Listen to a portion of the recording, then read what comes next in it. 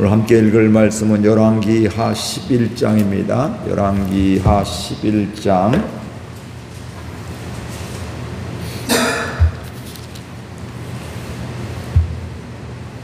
열왕기하 11장 교독하겠습니다. 아하시아의 어머니 아달랴가 그의 아들이 죽은 것을 보고 일어나 왕의 자손을 모두 멸절하였으나 요람 왕의 딸 아하시아의 누이 여호세바가 아하시아의 아들 요아스를 왕자들이 죽임을 당하는 중에서 빼내어 그와 그의 유물을 침실에 숨겨 아달랴를 피하여 죽임을 당하지 아니하게 한지라. 요아스가 그와 함께 여호와의 성전에 6년을 숨어 있는 동안에 아달랴가 나라를 다스렸더라. 7째 해에 여호야다가 사람을 보내 가리 사람의 백부장들과 호위병의 백부장들을 불러 데리고 여호와의 성전으로 들어가서 그들과 언약을 맺고 그들에게 여호와의 성전에서 맹세게 한 후에 왕자를 그들에게 보이고 명령하여 이르되 너희가 행할 것이 이러하니 안식일에 들어온 너희 중 3분의 1은 왕궁을 주의하여 지키고 문에 있고 3분의 1은 호위대 뒤에 있는 문에 있어서 이와 같이 왕궁을 주의하여 지키고 안식일에 나가는 너희 중 2대는 여호와의 성전을 주의하여 지켜 왕을 호위하되 너희는 각각 손에 무기를 잡고 왕을 호위하며 너희 대회를 침범하는 모든 자는 죽이고 왕이 출입할 때에 시위할지니라 하니 백부장들이 이에 제사장 여호야다의 모든 명령대로 행하여 각기 관할하는 바 안식일에 들어오는 자와 안식일에 나가는 자를 거느리고 제사장 여호야다에게 나아오매 제사장이 여호와의 병전에 있는 다윗 왕의 창과 방패를 백부장들에게 주니 호위병이 각각 손에 무기를 잡고 왕을 호위하되 성전 오른쪽에서부터 왼쪽까지 제단과 성전 곁에 서고 여호야다야 왕자를 인도하여 내어 왕관을 씌우며 율법책을 주고 기름을 부어 왕으로 삼음에 무리가 박수하며 왕의 만세를 부르니라. 아달랴가 호위병과 백성의 소리를 듣고 여호와의 성전에 들어가 백성에게 이르러 봄에 왕이 규례대로 단위에 섰고 장관들과 나팔수가 왕의 곁에 모여 섰으며 온 백성이 즐거워하여 나팔을 부는지라. 아달랴가 옷을 찢으며 외치되 반역이로다 반역이로다 하매 제사장 여호야다가 군대를 거느린 백부장들에게 명령하여 이르되 그를 대열 밖으로 몰아내라. 그를 따르는 자는 모두 칼로 죽이라 하니 제사장의 이 말은 여호와의 성전에서는 그를 죽이지 말라 함이라. 이에 그의 길을 열어주매 그가 왕궁의 말이 다니는 길로 가다가 거기서 죽임을 당하였더라. 여호야다가 왕과 백성에게 여호와의 언약을 맺어 여호와의 백성이 되게 하고 왕과 백성 사이에도 언약을 세우게 하매 온 백성이 바알의 산당으로 가서 그 신당을 허물고 그 제단들과 우상들을 철저히 깨뜨리고 그 제단 앞에서 바알의 제사장 mat단을 죽이니라. 제사장이 잔리들을 세워 여호와의 성전을 수직하게 하고 또 백부장들과 가리 사람과 호위병과 온 백성을 거느리고 왕을 인도하여 여호와의 성전에서 내려와 호위병의 문기를 통하여 왕궁에 이르매 그가 왕의 왕자에 앉으니 온 백성이 즐거워하고 온 성이 평온하더라. 아달랴를 무리가 왕궁에서 칼로 죽였더라. 함께 읽습니다. 요아스가 왕이 될 때의 나이가 7세였더라. 아멘. 오늘 말씀에 보면 여러 사람들의 이야기가 나오게 되고 또 서로 왕이 되고 뭐 다른 사람을 왕자들을 죽이게 되고 또 자신이 왕이 되고 다른 사람이 또 그 사람을 죽이고 왕이 되는 뭐 이런 이야기들이 많이 나오게 됩니다. 나라가 참 어려움을 당하게 되는 것들이죠. 이런 큰 아픔이죠. 지도자를 왕을 누군가는 죽이게 되고 또 반대편에서 반역을 일으키게 되고 또 죽이게 되고 또 그 자손들을 다 죽이게 되고 뭐 이런 여러 가지 일들이 일어나게 되는데 나라 가운데 혼란이 있게 되고 평안이 없게 되고 또 안타까움이 있는 이런 상황들을 볼 수가 있습니다. 우리 1절 말씀 같이 읽겠습니다. 아하시아의 어머니 아달랴가 그의 아들이 죽은 것을 보고 일어나 왕의 자손을 모두 멸절하였으니 아하시아의 어머니 아달랴라는 여인이 있는데 이 사람은 누구냐면 아하시아 왕의 어머니였다, 이렇게 이야기를 하고 있습니다. 근데 그 아달랴가 어떻게 했어요? 그의 아들이 죽은 것을 보고 아하시아가 죽었단 말씀이죠. 예후를 통해서 이제 죽게 되는데 그것을 보고 일어나 왕의 자손을 모두 멸절하였으니, 왕의 씨를 다 멸절시키게 되고, 그러면서 뭐냐면 그 뒤에 보니까 자기가 6년 동안 왕이 되는, 뭐 계속 하고 싶었지만 결국 6년 동안 왕을 하고 그 뒤에 요아스를 또 세우는 이런 일, 다른 사람이 세우는 이런 일이 일어나게 됩니다. 이 아달랴가 누구냐면 아버지는 아합이고 어머니는 그럼 누구겠어요? 이세벨이게 되고요. 그런 관계 속에서 아합은 북이스라엘 왕이잖아요. 근데 이 아하시아나 이 사람들은 뭐냐면 남유다의 사람들이에요. 남유다, 그러니까 북이스라엘에서 남유다로 시집을 와서 이제 북왕국에서 남왕국으로 바뀌어지는 이런 사람이었던 것이죠. 그가 바로 그런 일들을 했다는 겁니다. 자기 아들이 죽는 것을 보게 되면서 왕자들을, 왕의 자손들을 모두 멸절하였다, 이렇게 이야기를 하고 있습니다. 그러니까 하나님의 뜻과 섭리 가운데 아합의 가문은 사라지게 되었는데, 끝나게 되었는데, 그럼에도 불구하고 더 중요한 것은 하나님의 또 마음이 있는 곳에 또 하나님이 또 뜻 가운데 하나님의 역사하심을 우리가 볼 수가 있고요. 우리가 다 알 수 없지만 하나님의 뜻과 섭리가 분명히 있음을 우리는 알 수 있습니다. 우리 2절에서 3절 같이 읽겠습니다. 요람왕의 딸 아하시아가 요세바가 아하시아의 아들 요아스를 왕자들이 죽임을 당하는 중에서 빼내어 그와 그의 유물을 침실에 숨겨 아달랴를 피하여 죽임을 당하지 아니하게 한지라. 요아스가 그와 함께 여호와의 성전에 6년을 숨어있는 동안에 아달랴가 나라를 다스렸더라. 그러니까 아달랴가 왕자들을 다 죽이려고 하고 있었는데, 그리고 자기가 왕이 되었는데, 그럼에도 불구하고 그때 누가 있어요? 요세바가 이 왕자 중에 하나인 요아스를 잘 유모가 보호해서 그를 숨기게 되고, 결국은 또 그가 성전에서 6년 동안 아달랴가 왕으로서 일을 하게 될 때 그때 바로 그가 성전에서 숨어 지냈다, 이렇게 오늘 말씀을 하고 있습니다.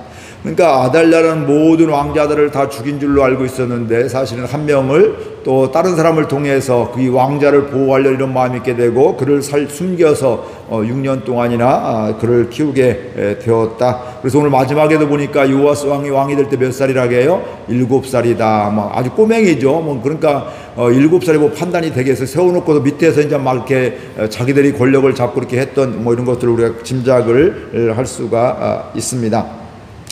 그러면 성전에서 그가 6년 동안 있었다는 얘기는 바로 뭐냐면, 성전에서 숨어 지냈을 뿐만 아니라 그냥 성전에 숨는다고 그냥 여기 한 구석에서 방앗간에 사는 것이 아니라 이건 누구의 허락이 있어야 돼요?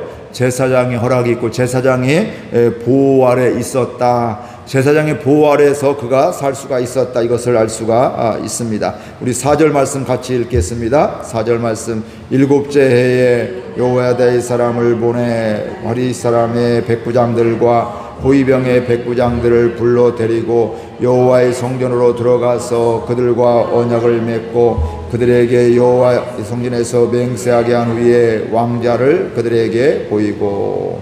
그러니까 6년이 지나고 이제 7년째 될 때 여호야다 제사장이잖아요. 이 제사장이 그 사람들, 백성의 지도자를 불러와서 성전에서 그들과 언약을 맺고 누구를 보여주고 있어요? 요아스. 몰래 숨겨 왕자를 이렇게 숨겨 키우게 되었는데 그 왕자를 지도자들에게 보여주고 그를 백성들과 언약을 맺고 그를 왕으로 삼으려고 하는 이런 것들이 오늘 말씀에 나오게 됩니다. 그러면서 12절 말씀, 왕을 요아스를 왕으로 세기 위해서 하나하나 여호야다가 절차를 받게 되는데, 백성의 지도자들을 불러 모아서 그들에게 이런 요아스가 우리가 왕자를 숨겼는데 이 사람을 왕으로 세워야 된다, 이런 거 얘기할 뿐더러 또 준비를 하고 있습니다. 12절 말씀 같이 읽겠습니다. 여호야다가 왕자를 인도하여 내어 왕관을 씌우며 율법책을 주고 기름을 부어 왕으로 삼음에 무리가 박수하며 왕의 만세를 부르니라. 야, 이 사람 왕이야 왕자야 이것만 얘기하는 것이나 그를 보여요? 왕자를 인도하여 그에게 왕관도 씌워주게 되고, 그리고 율법책도 주어지게 되고, 또 중요한 건 왕을 세울 때는 뭐예요? 제사장이 기름을 붓게, 하나님이 또 제사장을 통해서 기름을 붓게 되잖아요. 그 일을 하게 되니까 백성들이 그를 따르는 사람들이 뭐 했냐면 왕 만세, 왕이 만세, 왕이 만세입니다, 여호와스 만세, 뭐 이런 식으로 이야기를 만세를 부르게 되는 것입니다. 그러면서 이런 모습을 보면서 아까 아달랴가 이 자기 아들이 죽으면 그 왕자들 다 죽이려고 했는데, 원래는 요아스도 죽어야 되는데 어때요? 한 사람이 그를 살리게 되고 또 제사장과 함께해서 그를 살리게 됐는데, 이런 모습을 알게 되면서 이 아달랴가 6년 동안 왕이 된 그 다음에 뭐라고 얘기해요? 반역이로다, 반역이로다, 이렇게 이야기를 하고 있습니다. 그때 여호야다는 군사들에게 그 아달랴를 다 밖으로 몰아내라고, 그리고 죽이라고 이야기를 하고 있습니다. 그거 왜냐하면 성전에서는 사람을 죽이면 안 되잖아요. 그러니까 성전에서 쫓아내게 되고 또 밖에서 결국은 죽이게 되는 이런 일들이 일어나게 되는 겁니다. 결국은 이 아달랴도 자기가 6년 동안 왕을 했지만 결국은 제사장과 또 다른 사람들을 통해서, 이가 따르는 지도자들을 통해서 결국은 죽임을 당하게 되고, 요아스를 왕으로 세우게 되는데, 여호야다가 그때 왕을 세우면서 했던 일들이 17절 있거든요. 함께 읽겠습니다. 여호야다가 왕과 백성에게 여호와의 언약을 맺어 여호와의 백성이 되고 왕과 백성 사이에도 언약을 세우게 하네. 그러니까 백성들이 하나님을 떠나고 이제 왕들이 막 변화가 심하고 그렇게 하니까 어때요? 사람들이 불안하기도 하고 뭐 하나님을 온전히 따르기가 쉽지 않단 말씀이죠. 그러니까 이 제사장이 하나님과 먼저 언약을 맺게 되고 뭐가 되게 해요? 하나님의 백성이 되게 하고, 즉 하나님의 백성이 되면 하나님과 상관이 있는 사람들이 되게 하고, 하나님을 경외하는 또 하나님을 따르는 백성으로 삼게 하고, 왕과 백성 사이에도 언약을 세우게 하더라. 요아스와도 이제 약속을, 언약을 하게 하더라, 이렇게 이야기를 하고 있습니다. 즉 이건 바로 뭐냐면 개혁을 하게 되었는데, 여호야다가 제사장 개혁을 하게 되었는데, 그 개혁은 뭐 완전히 뜯어 고친다 이것보다는 잃어버린 것들을 되찾는 것들을 이야기하고 있습니다.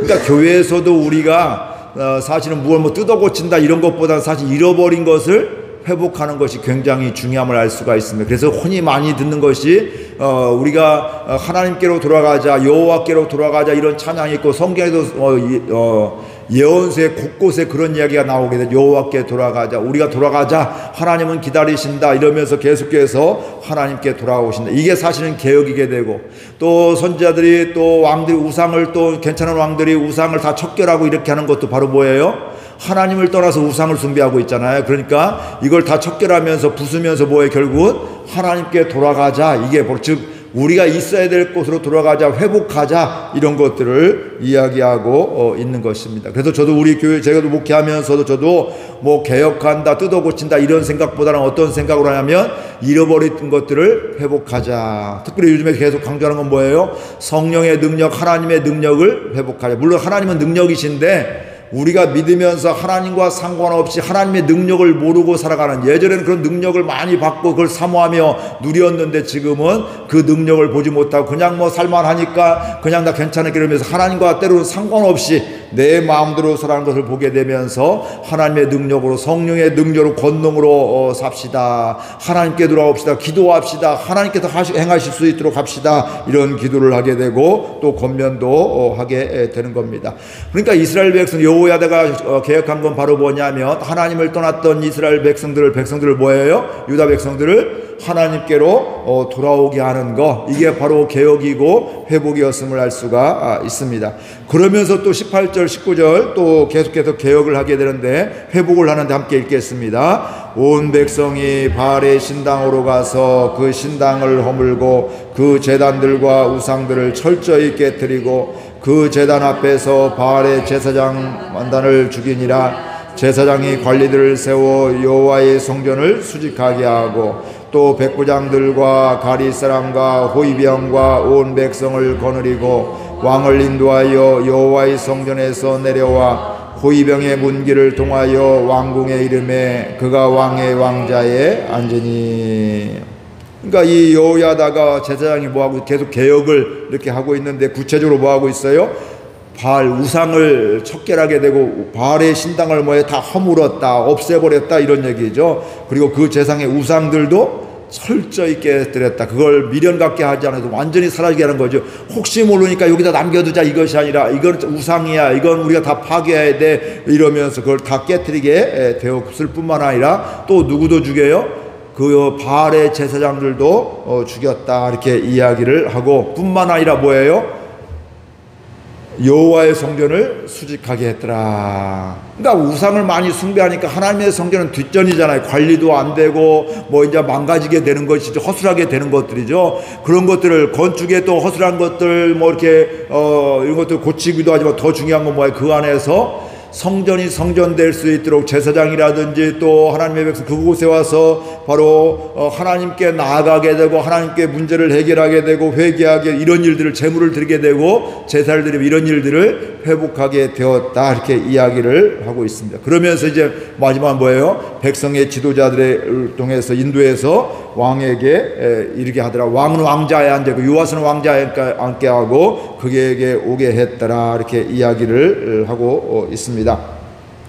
그것을 보면서 이제 개혁을 한 것을 회복한 걸 보게 되면서 20절 말씀 같이 읽겠습니다. 온 백성이 즐거워하고 온 선이 평온하더라. 아달랴를 무리가 왕궁에서 칼로 죽였더라. 그러니까 요아스를 왕으로 삼고 왕 삼은 것뿐 아니라 성전을 회복하게, 결국은 하나님께로 돌아오는 이런 일들을 하게 되니까 백성들이 뭐 했어요? 즐거워했다. 그리고 성은 뭐 했다고요?